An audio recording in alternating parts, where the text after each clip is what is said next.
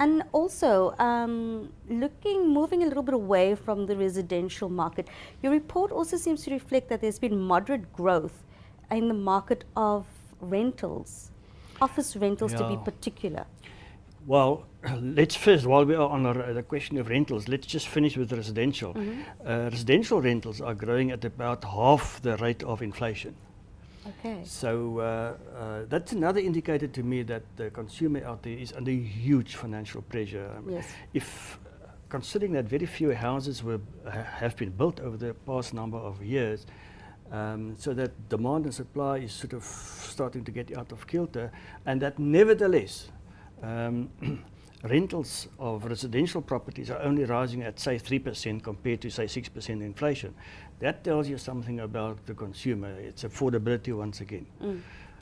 As for commercial properties, office properties, for instance, office rentals similarly, it's only growing at about, on average, about half the inflation rate. And it has been for quite a number of years now. What does that mean? What is that an indication of? Well, two things. It's on the demand side and on the supply side.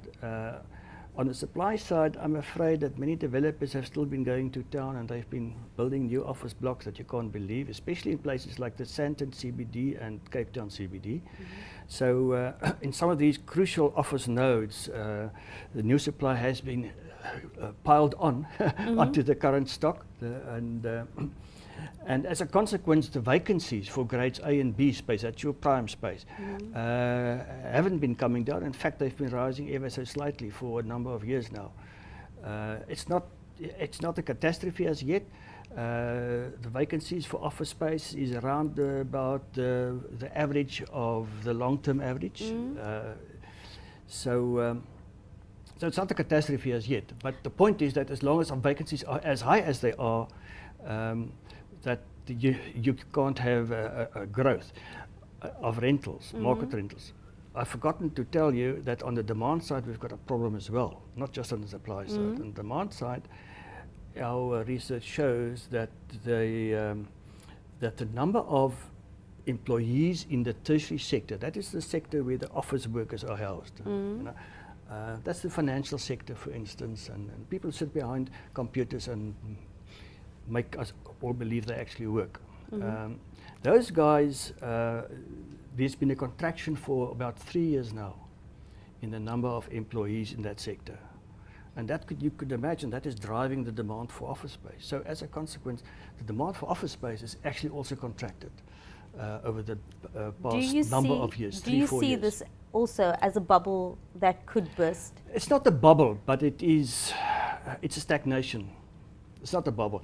There's one thing about the commercial property market in South Africa, and here I'm specifically referring to offices and industrial, and to a lesser degree shopping centres.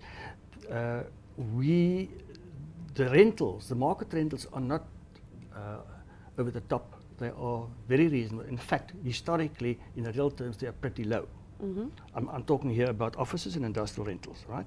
So it's not as if the office market and industrial market is in a bubble. Not at all.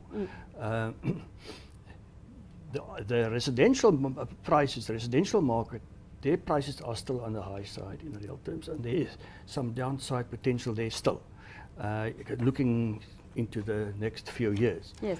But for the offices and industrial, the moment the economy starts recovering, then you'll have a reaction and a sharp growth in rentals. It's a question of there will be a lag of 2 years or so, and then you'll have. And then it's going, yes. Yeah.